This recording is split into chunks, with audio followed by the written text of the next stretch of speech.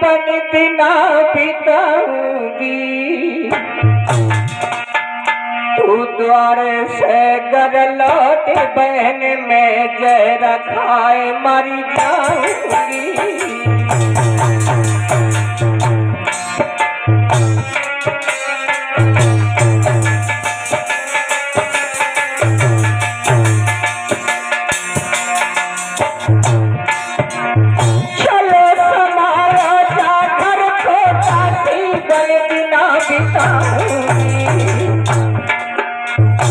द्वार से जो लौट बहन में जहर खाए मर जाऊंगी।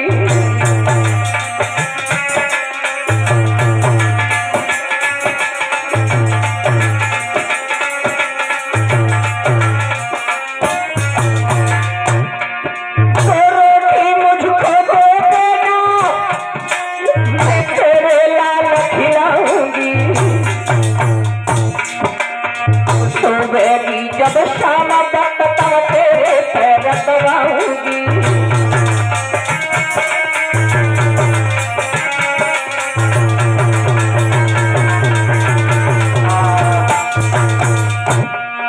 हाथ जोड़ करके रो करके बोली है, बहन तुम शाम को सोया करूंगी, तुम्हारे चरण को दबाऊंगी, तुम्हारी संतान को खिलाऊंगी। अगर वापस गई तो मैं विष खा के मर जाऊंगा।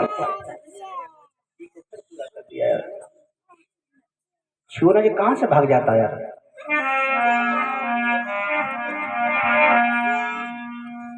आज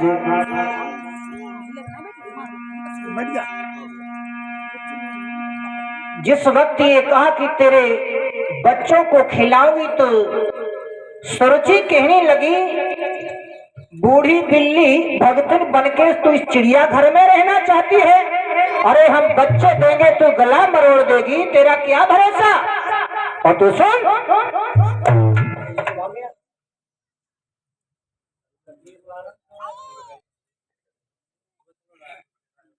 ये तुम्हारा मिक्सर खराब है क्या यार, नया मंगावा है।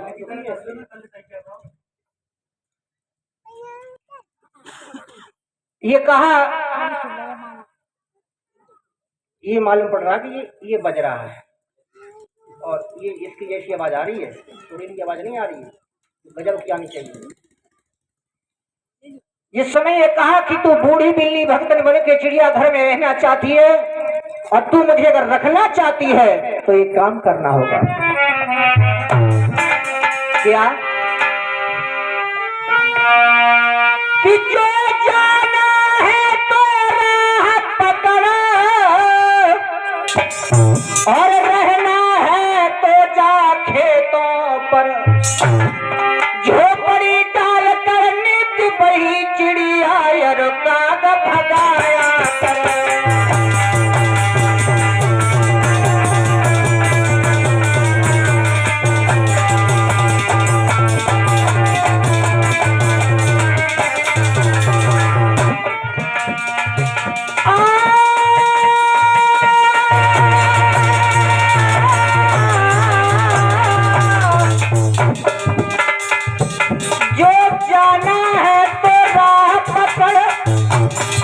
रहना है तो जा खेतों पर, झोपड़ी डाल कर नीति वहाँ चिड़िया और काग भगाया कर।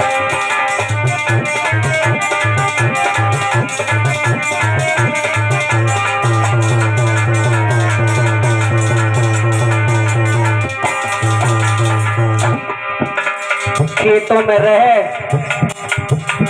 खेतों की रखवाली कर और एक काम कर दिया जाएगा। तेरे भोजन की व्यवस्था क्या होगी तो सुन,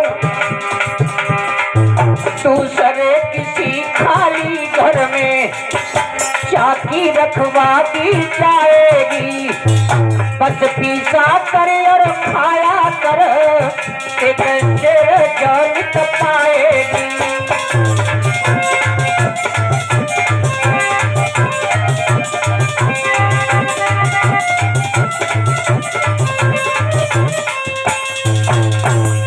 किसी खाली घर में चाकी रखवा दी जाएगी, बस पीस और खाद से जौ मिलेंगे, और वो भी रोटी नमक से, सब्जी से नहीं। उस देवी ने उसकी शर्त को स्वीकार कर लिया और हाथ जोड़ के बोली, बहन में स्वीकार है। आज इस देवी को उस सुरुचि ने घर से निकाल दिया। गई घर से तुरंत निकाली और गई जो बड़ी गाली है।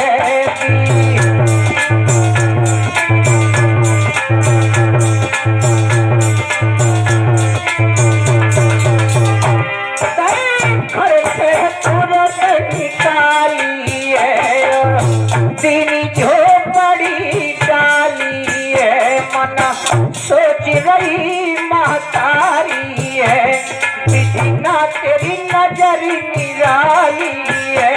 मना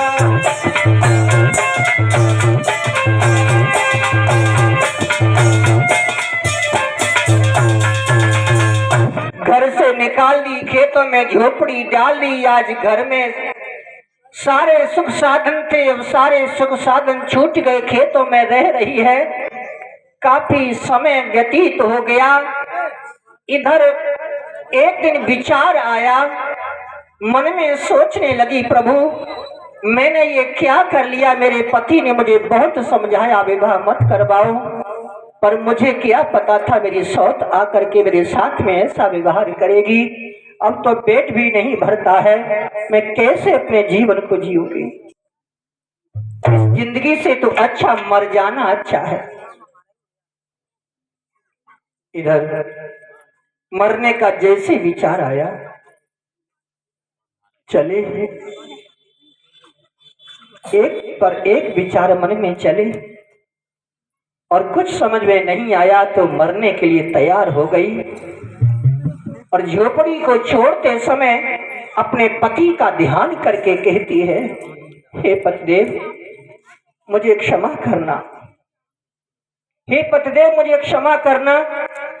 मैंने तुम्हारे बगैर पूछे कभी कदम नहीं दिया, पर आज मरने के लिए मैं जा रही हूं।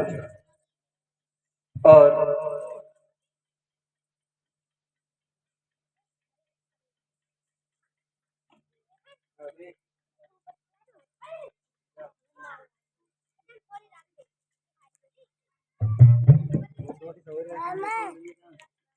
मरने के लिए मैं जा रही हूं, कहती जाती है और चलती जा रही है। तुम याद पिया तेरी आए गई है, मैं तो जा रही हूँ।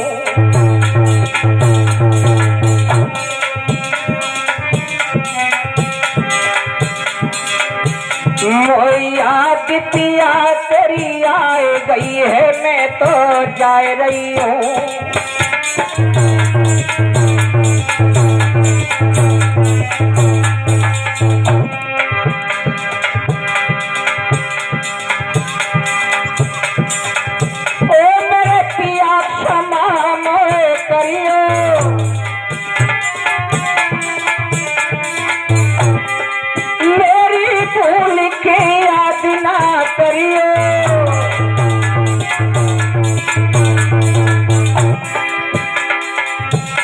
अब गम में गोता खा रही है, मैं तो जा रही हूँ। याद किया तेरी आए गई है, मैं तो जा रही हूँ।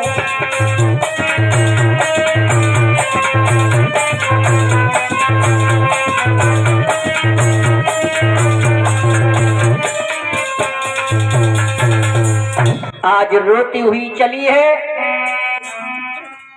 और वन में पहुंची, पानी ढूंढने लगी। ये कुआं मिल जाता है, कुआं में जा करके देखा तो पानी काफी था। सोचने लगी आज जिंदगी का अंतिम दिन पूरा हुआ। तब तक देवर्षि नारद का पदार्पण हो जाता है। देवर्षि नारद ने जैसे सुनीति को देखा और सुनीति को देखते ही कहने लगे, बेटी तू इस वक्त आधी रात के समय अकेली, तेरा चेहरा तो इतना सुंदर, तो लगता है राजकुमारी है। सुनीति कहने लगी, महाराज आपने सही पहचाना, मेरा नाम सुनीति है। महाराज उत्तानपाद की मैं प्रथम रानी हूँ। देवर्षि नारद कहने लगे, उत्तानपाद की रानी और इस वक्त यहाँ?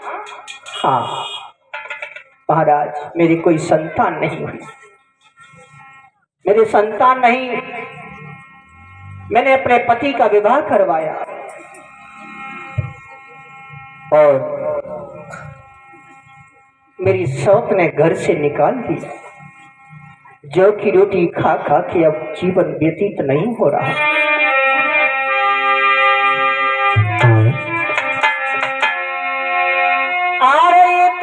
मरी गई थी तेरे ना पैदा भयो यो तारी।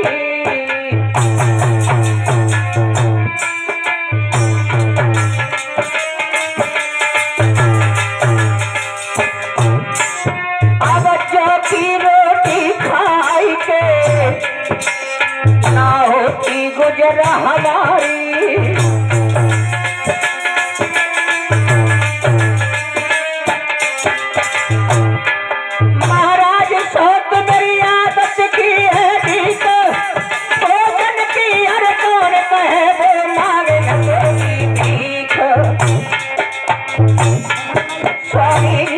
विपदा से बगिया में मरने को आई हूँ, स्वामी की याद विपदा से बगिया में मरने को आई हूँ।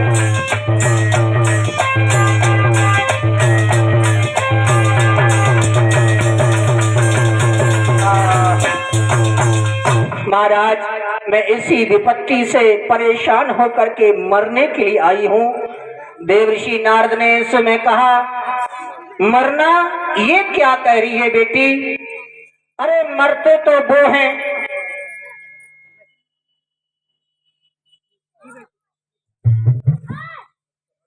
इस 100 रुपए से सम्मान करके गई हैं जो हमारे भाई मोहित जी ढोलक बजा रहे हैं, इनकी माता जी हरिओम जी की। अरे मोहित का माँ भाई निर्णय कर लो कौन हो। अच्छा माँ भी है, मौसी भी। माँ कौन सी? माँ माँ अच्छा ठीक। हमारे गांव बस बात है ना, तो हम जानते ना पहचाने कहाँ बाहर, अब रहते है ना, आप देख ली तब पहचान लेंगे। बोली भक्तवत्सल भगवान की। आपको भगवान श्रेष्ठ धन दे, सदा सुख में रखे। आप अपने बड़े अच्छे कर्म किए होंगे, आपको बेटा बहुत अच्छा मिला जो सत्संग में अपना जीवन व्यतीत कर रहा है। देखो यही ढोलक कहाँ कहाँ बजती है, हर जगह बजती ढोलक तो यही है, यही बाजा हर जगह है। वो नौटंकी नाचने वाले, धूम तड़ाका तीन तड़ाका करने वाले सब यही तो बजाते हैं साज। लेकिन इसकी कीमत जो यहाँ है वो वहाँ नहीं है।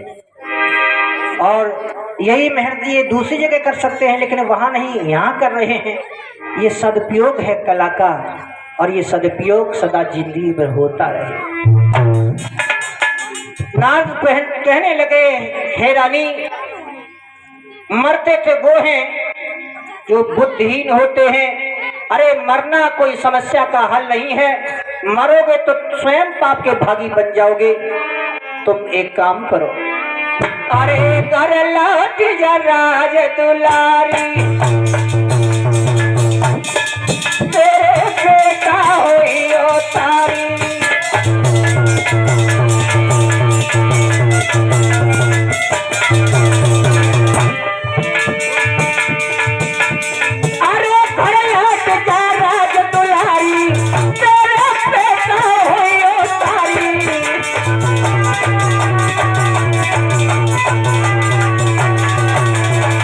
तेरी गोदी में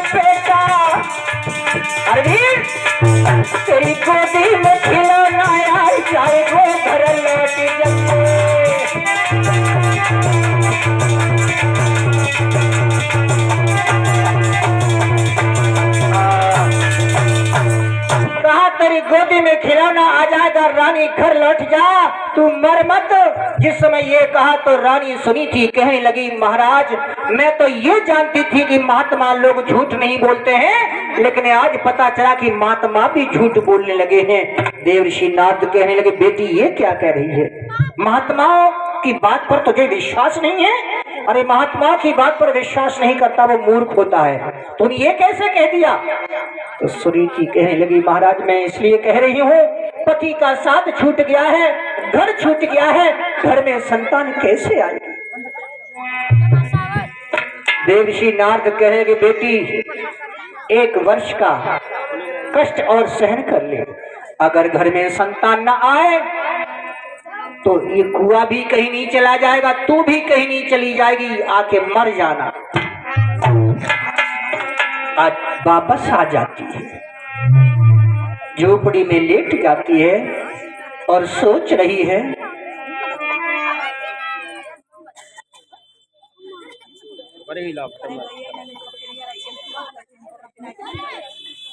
अच्छा जी ये 50 रुपए से भाई नेम सिंह जी सम्मान कर रहे हैं। भगवान श्रेष्ठ धन बुद्धि दे, सदा सब विचार बने रहे। आज सोच रही है भगवान देवर्षि नारद का दिया गया वचन कब पूरा होगा कि एक छोटा सा बालक घुटनों के बल खिसकता हुआ मेरी गोदी की तरफ आएगा। बच्चों की तोतली भाषा कितनी प्यारी लगती है ना।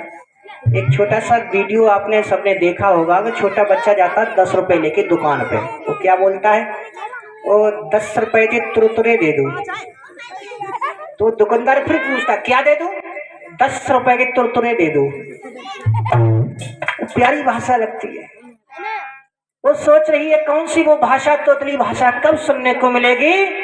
और इधर महाराज उत्तानपाद ने दूसरे दिन अपनी सेना के कुछ जवानों को लिया और कहा चलो शिकार खेलने चलते हैं। सजे सूर सामंत वीर बलवंत इरादे मन में, कांधे पे धनुष वाण रे कहते गए आधन में।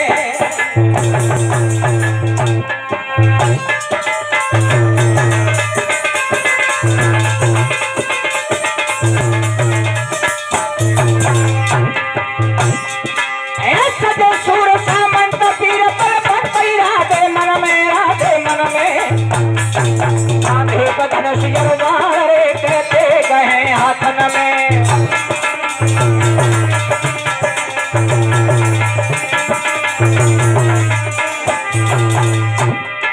बल्लम ढालक पार सुनीले हार पहन ले क्षर में, मिले वस्त्र लिए पहनी लगे नातन में, लगे नातन में, मिले वस्त्र लिए पहनी लगे नातन में।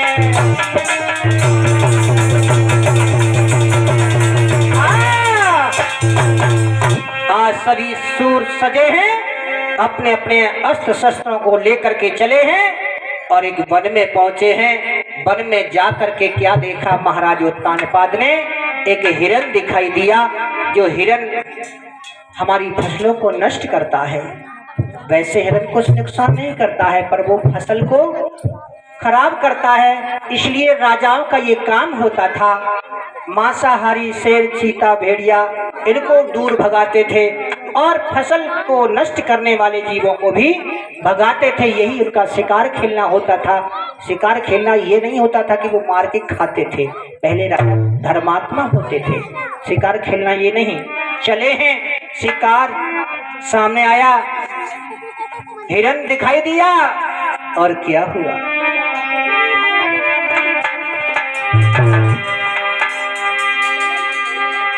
है विकट बनी एक सम्मुख रे अब हिरना पड़ो दिखाई। घोड़ा लेकर राजा ने, घोड़ा लेकर राजा ने पीछे दयो दौड़ाई।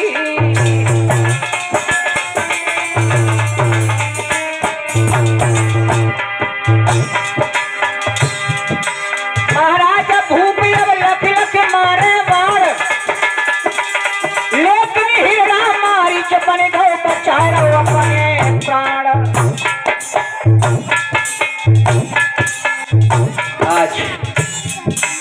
घोड़ा पीछे, हिरन आगे बाण मार रहे हैं पर वो नहीं लग रहा। अरे लेके धनुष बाण राजा ने घोड़ा तुरतई करो पिछार, हिरना आगे भागत जावे घोड़ा तुरतई करो पिछार।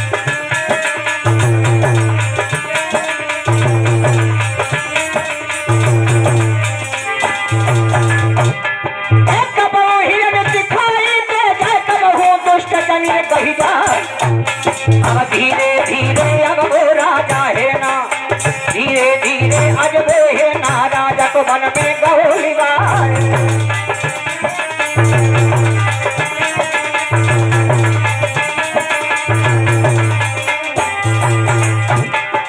धीरे धीरे अब वो है ना राजा को मन में गौरीवार। इन सायंकाल भय तो वन में रब ने लीनी आंख छिपाए।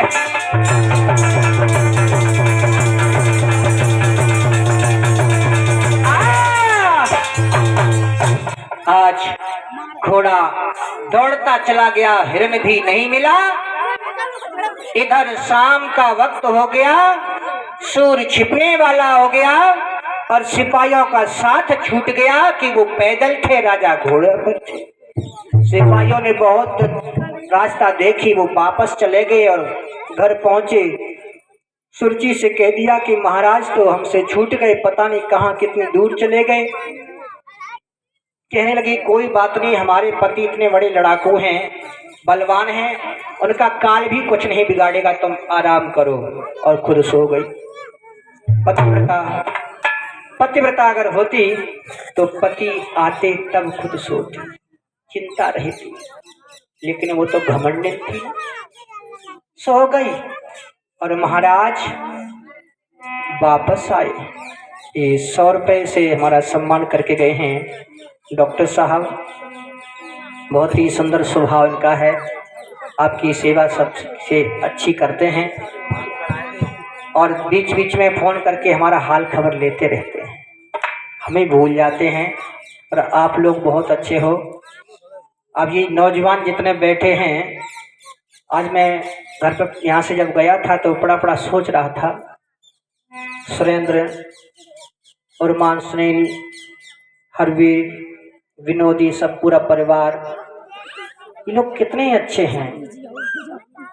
हम नहीं फोन करते लेकिन ये हमें पूछते रहते हैं, अब क्या हाल है, अब क्या हाल है, गांव घूम जाओ, गांव घूम जाओ, ये कितनी फिक्र करते हैं। तो आशीर्वाद किसे मिलेगा, ये चिंता करेगा। हम गांव को छोड़ना चाहते हैं लेकिन रानी लेकिन कहाँ सुनने वाली।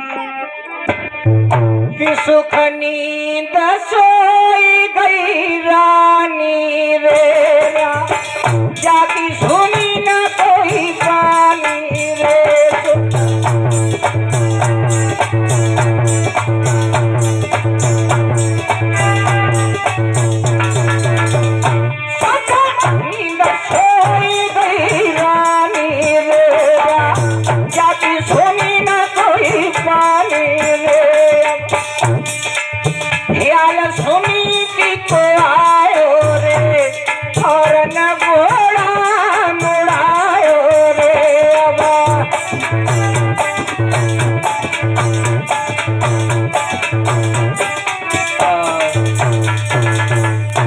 महाराज उत्तानपाद को समिति का ध्यान आया और सोचने लगे भगवान बहुत अच्छा हुआ ये सो गई, बड़ी रानी का चेहरा नहीं देखने को मिला है जब से ये आई है। और चुपके से पीछे लौट गए, घोड़े को तुरंत खोला और रानी के पास पहुंच गए। रानी को नींद कहाँ, उसे तो अपनी जिंदगी और मौत दो दिखाई दे रही थी कि कब जिंदगी खत्म हो या फिर बचे तो फिर संतान हो। महाराज को जब हथियारों से सजा हुआ देखा तो उसके मन में विचार आ गए, शायद मेरी सौत ने पति को मारने के लिए भेजा है। चलो ये तो बहुत अच्छा होगा, पति के हाथों मर जाऊंगी, सारी झंझटी खत्म हो जाएगी। आज आगे बढ़ी है, चरणों का स्पर्श किया, घोड़े को बांध लिया और टूटी चारी पर बिठा लिया। और जब दशा देखी पसीना से लथपथ है, कहां से आ रहे हो महाराज? कहा शिकार खेलने गया था, सिपाहियों का भी साथ छूट गया और मैं जब वहां गया तो विलंब हो गया था और वो सो गई, तुम्हारा ध्यान आया इसलिए तुम्हारे पास चला आया। रानी भूख लगी है, सुबह से निकला हूं, कुछ है? तो आंखों में आंसू आ गए और कहती है मेरे पास क्या रखा है, मेरी सौत ने मुझे खाने को दिया ही क्या है, आधी रोटी जौ की रखी है, इसे खा लो। भूख में वो भी पेड़ा बन जाती है।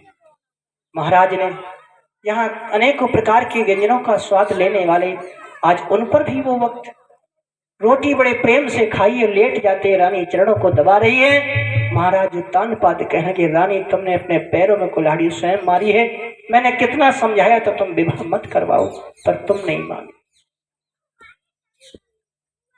बातों बातों में रात की पूरी होगी, 4 बज गए। महाराज तानपाद कहेंगे रानी अब जाने दो, नहीं तो मुसीबत सामने खड़ी हो जाएगी। रानी सोच रही भगवान आज की रात बड़ी हो जाती। सजनों दुख की रात बहुत बड़ी होती है और सुख की बहुत छोटी होती है। रात तो उतनी है ना, उतने घंटे की तो रहेगी, लेकिन जब व्यक्ति प्रसन्न चित्त होता है तो उसे ये समझ में नहीं आता कि समय कहाँ व्यतीत हो गया, और जब दुखी होता है तो 1 मिनट उसको 5 मिनट के बराबर दिखाई देती है। कह रही है मन में, सोची आज रात बड़ी हो जाती, लेकिन कैसे बड़ी हो जाए। महाराज तानपाद जब चले हैं तो क्या देखा, दरवाजा खुला पड़ा है और कमर पे हाथ धरे सीधी ठाड़ी और बोली महाराज कहाँ थे, रात में कहाँ थे? मैं समझ गई तुम कहाँ थे, और बोलिए चिल्ला करके तुम कहाँ थे? तुम रात साथ घर रहे, जान मैंने ले रही धमकाई, बादन की कर ले याद कसम मेरी खाई।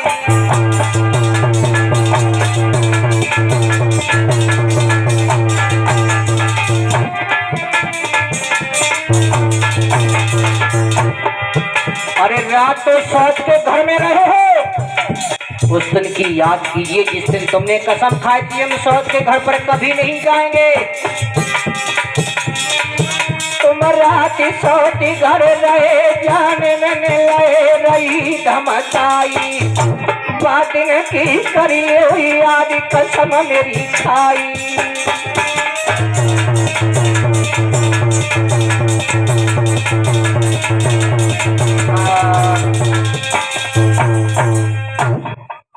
महाराज तानपाद को क्रोध आ जाता है, सीमा हर चीज की रहती है, कब तक बर्दाश्त करते।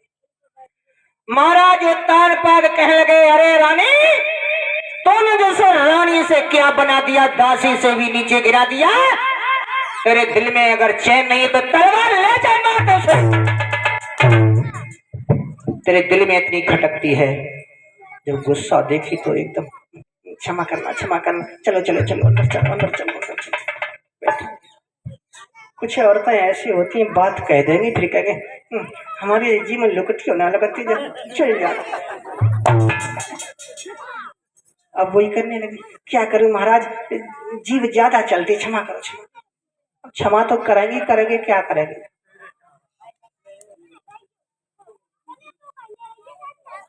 बहनों ये सोतिया डाह ये एक दूसरे की देख करके बढ़ोतरी जलन ये खा जाती है। एक जगह प्रोग्राम हो रहा था और वहां किताबें बिक रही थी। इन बच्चों को शांत करो बेटे। किताबें बिक रही थी, उसमें एक ऐसी किताब बिक रही थी जिसमें लिखा था कि 100 वर्ष तक जीने के उपाय। क्या लिखा था बोलो? उपाय, यानी 100 वर्ष कैसे जियोगे वो बातें लिखी थी, कैसे कर्म करोगे क्या खाओगे ये बातें लिखी थी। तो क्या हुआ एक व्यक्ति ने, दोनों रानियों ने गर्भ धारण किया और जब ये पता चला कि दोनों रानियां अब कोई खुशी का पुष्प देने वाली हैं, तो दोनों रानियों में अंतर क्या था और क्या और हो गया और बढ़ गया।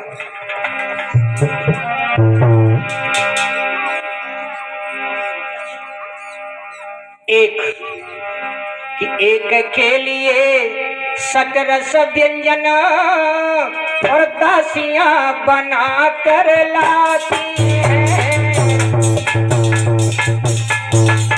एक के लिए अनेक प्रकार के भोजन, बहुत सुंदर सुंदर स्वादिष्ट भोजन, पौष्टिक यानी शरीर में ताकत बढ़ाने वाले, और एक के लिए जौ की रोटी संध्या तक मिलने पाती है।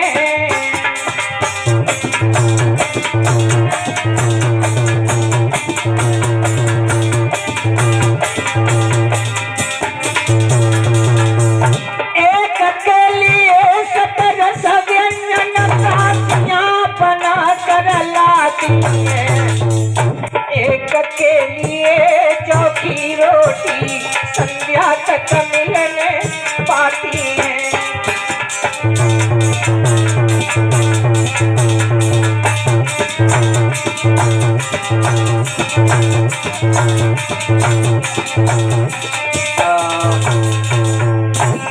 इतना अंतर, एक रानी की सिर दबा रही है, कोई पैर दबा रही है, कोई हाथ दबा रही है, कोई दासी कोई दबा रही है।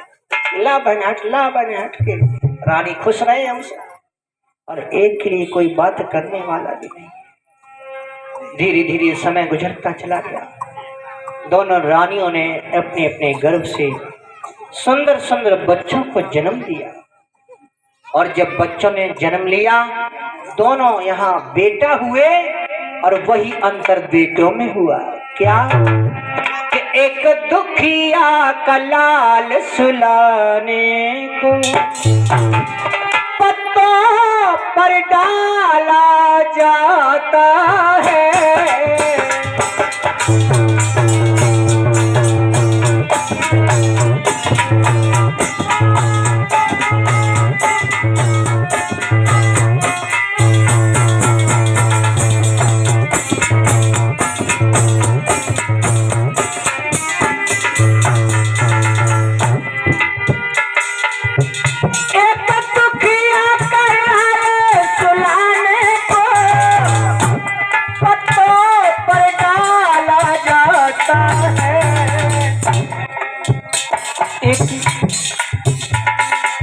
राजकुमार कहला करके पलने में पाला जाता है।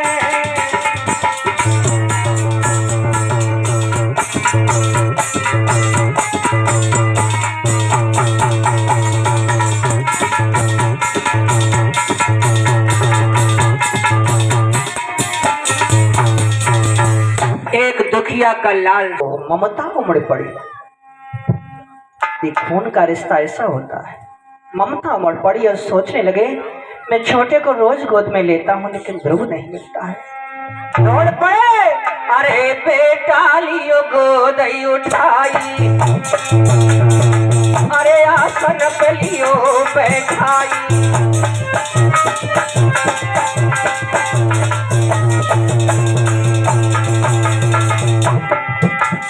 अरे बेटा लियो गोद उठाई, और आसन पे लियो बैठाई।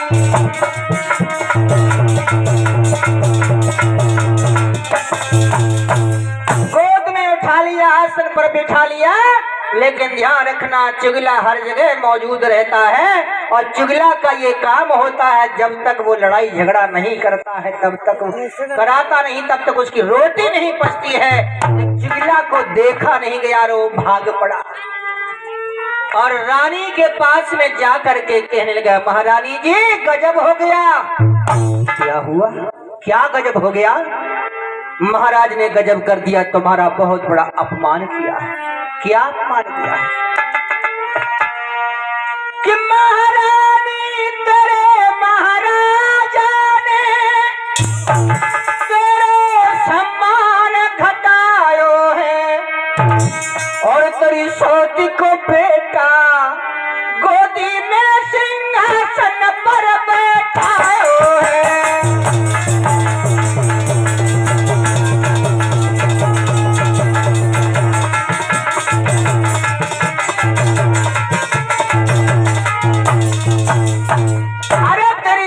बेटा सिंहासन पर गोदी पे और तुम्हारा बेटा नीचे खड़ा। रानी भारत भाग पड़ी, अब सभा को पैर बढ़ायो है और सभा में जाके बोली महाराज अरे अकली तुम्हारी कहाँ भूप गोदी में कथा बिठायो है।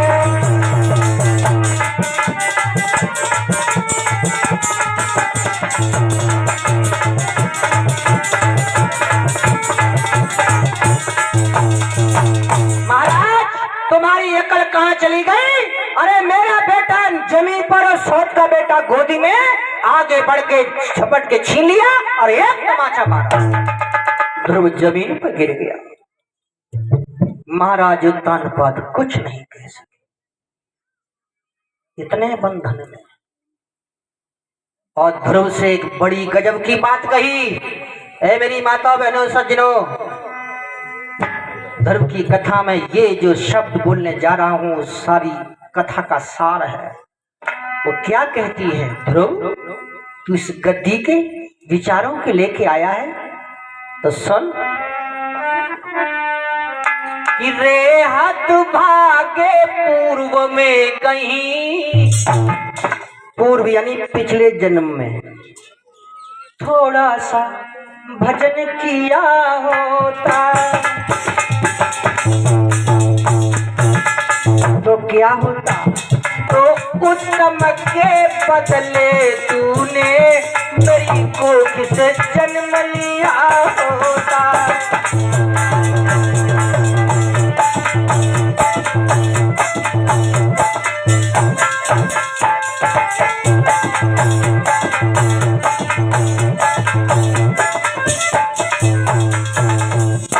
अरे पिछले जन्म में थोड़ा सा भी तूने भगवान का भजन किया होता ना तो उत्तम के बदले तूने मेरी कोख से जन्म लिया होता। तू चला जा यहाँ से, दोबारा सभा में मैं नहीं देखो, नहीं ऐसी जगह मारूंगी तुझे पानी भी नहीं मिलेगा।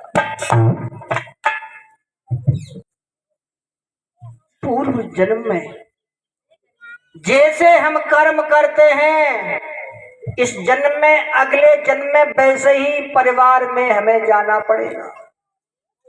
याद रखना, अगर आप चाहते हो कि हमें अच्छे माता पिता मिले तो अपने माता पिता की सेवा करो। आप चाहते हो कि हमें अच्छा धन मिले, अच्छा शरीर में बल मिले अगले जन्म में, तो दूसरों के शरीर को स्वस्थ रखने वाली औषधियों का दान करो, दूध घी का दान करो और धन का दान करो। पर दान करना कहाँ? जहां देने की जगह है वहां पर देना। कलश कन्या सुन लो मेरी बात। कल मैंने स्वामी जी से ये कह दिया था कि स्वामी जी कथा हो जाए उसके बाद दे देना।